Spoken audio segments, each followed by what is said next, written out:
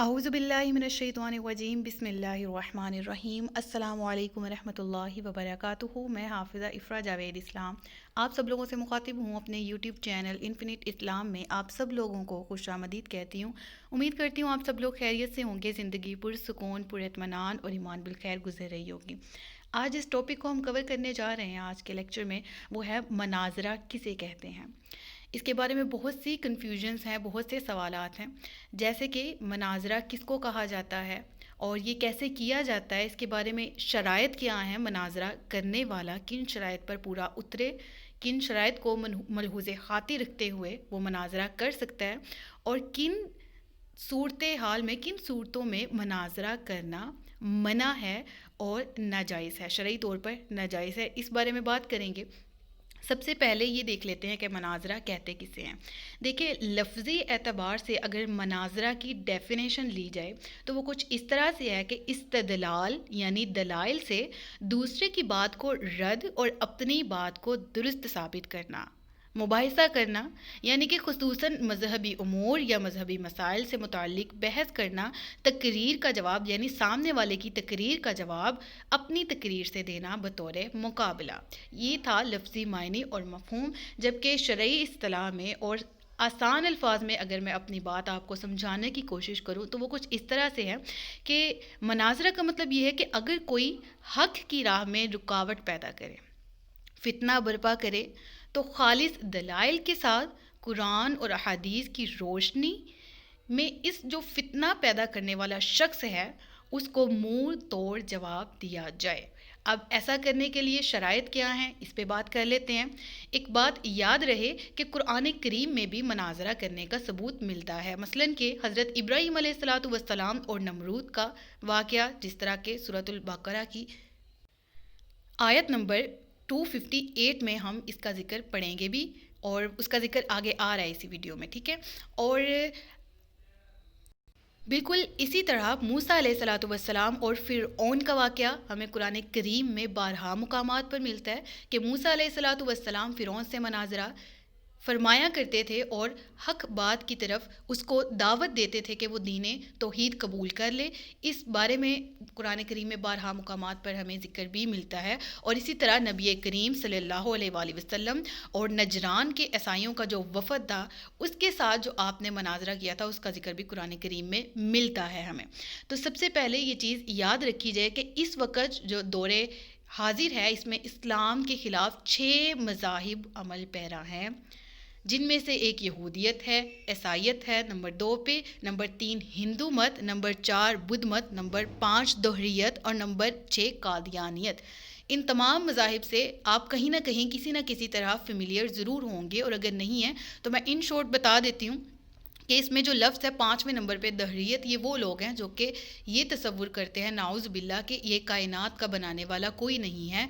नाउज़ बिल्ला अल्लाह का वजूद नहीं है, इस तरह के अकायद रखते हैं। बाकी तो कादियानियत जो नबी पाक सल्लल्लाहु अलैहि वसल्लम को आखिरी नबी नहीं मानते, और उसके बाद मिर्ज़ा ग़ुलाम अहमद कादियानी इसको नाउज़ बिल्ला अल्लाह का आखिरी नबी मानते हैं और कहते हैं। तो इस वजह से ये तमाम के तमाम दायरा इस्लाम से खारिज हैं। यहूदियत है, ईसाईयत है, हिंदू मत है, बुद्ध मत है, और इनकी इंशाल्लाह डिटेल में अलग से भी आपको बताऊँगी। एक एक जो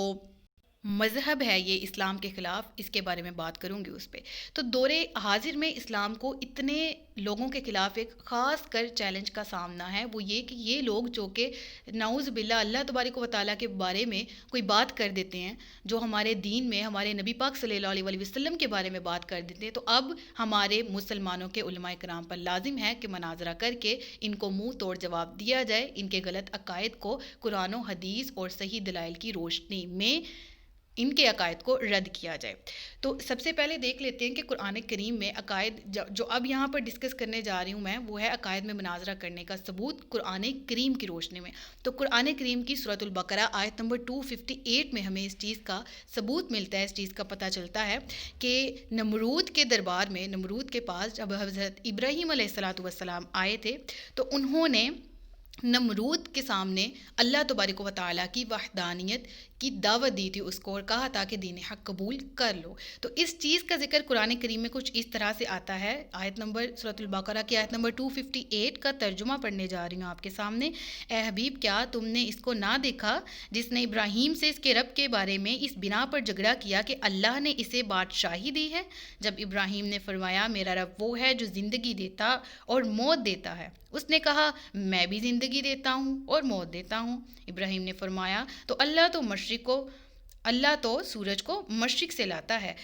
پس تو اسے مغرب سے لے آ. تو اس کافر کے ہوش اڑ گئے اور اللہ ظالموں کو ہدایت نہیں دیتا. اس آیت کی اگر آپ نے تفسیر پڑھنی ہے تو وہ آلریڈی میں نے اپلوڈ کر دی ہوئی ہے سورۃ البقرہ پلے لسٹ پارہ نمبر 3 میں نے یہ آیت نمبر اپلوڈ کی ہے، تو وہاں سے جا کے آپ اس مناظرے کی جو پوری تفصیل ہے وہ آپ وہاں سے جا کے پڑھ سکتے ہیں. بہرحال اس آیت سے بھی ہمیں معلوم ہوتا ہے کہ نبیوں نے مناظرے کیے جو کہ اللہ تبارک و تعالیٰ کے دین کے خلاف بولنے والے ہر دور میں جو بھی لوگ پیدا ہوتے رہے ہیں. اب خیال رہے کہ مناظرہ کرنے کے لیے شرائط کیا ہیں، اور ہر شخص کے لیے لازم و ملزم نہیں ہے کہ وہ مناظرہ کرے. دیکھیں جی، مناظرہ کرنا نبی پاک صلی اللہ علیہ وسلم سے بھی ثابت ہے، اور حضرت ابراہیم علیہ الصلاۃ والسلام کا ذکر جیسے میں نے کیا، حضرت موسیٰ علیہ الصلاۃ والسلام کا ذکر کیا، تو یہ بذات خود کرنا مناظرہ یہ لفظ برا نہیں ہے، لیکن کچھ چیزیں جو ہیں وہ اس میں مد نظر رکھنی چاہیے. جیسے کہ امام غزالی رحمۃ اللہ تعالیٰ علیہ اپنی مشہور کتاب احیاء العلوم میں مناظرہ کے بارے میں کچھ اہم باتیں بتاتے ہیں، اور وہ کیا ارشاد فرما رہے ہیں؟ جو مناظرہ غلبہ حاصل کرنے کے لیے، دوسروں کو لاجواب کر دینے، اپنے فضل و شرف کو ظاہر کرنے کے لیے لوگوں کے سامنے منہ کھول کھول کر باتیں کرنے، فخر و تکبر یا دوسروں کو ذلیل و رسوا کرنے کی غرض سے ہو تو وہ اللہ تعالیٰ کے نزدیک تمام بری عادات کا جامع ہے. اللہ اکبر. یعنی مناظرہ کرنے کا اگر قرآن میں جس طرح نبی پاک صلی اللہ علیہ وسلم ان سے ثبوت ملتا ہے، احادیث سے ملتا ہے، تو اس کا مطلب یہ نہیں ہے کہ مناظرہ کرنے کے لیے، اپنی ذات کی بڑائی ثابت کرنے کے لیے کوئی شخص مناظرہ کر رہا ہے، اپنی جیت ثابت کرنے کے لیے دوسرے کو اس طرح سے غلط ثابت کرنے، یعنی کہ اس میں وہ اس نیت سے نہ بیٹھے کہ وہ اپنے دین کو ڈیفینڈ کر رہا ہے، وہ اپنے عقائد کو ڈیفینڈ کر رہا ہے اور وہ اپنی حق بات کو اس تک پہنچانا چاہتا ہے، اس کے علاوہ اس کی نیت اپنی بڑائی بیان کروانے کی ہے، تو ایسا شخص اللہ تعالیٰ کے نزدیک تمام تر برائیوں کا جامع ہے، اور اللہ کے دشمن یعنی شیطان کے نزدیک یہ شخص قابل تعریف ہے. تو یاد رہے کہ مناظرہ ہر شخص نہ کرے. جو عام عوام ہے ان کو تو کسی بھی صورت مناظرہ کرنے کی یا اس قسم کے بحث و مباحثے کی اجازت نہیں ہے، کیونکہ مناظرہ کرنے کی شرائط کیا ہے کہ سب سے پہلے تو اس کے لیے بہت زیادہ علم ہونا ضروری ہے، مضبوط حافظہ، مہارت، تربیت، حاضر جوابی اور دیگر کئی اہم چیزوں کا ہونا ضروری ہے، جس کے بغیر مناظرہ کرنا انتہائی سخت جرت ہے، اور یہ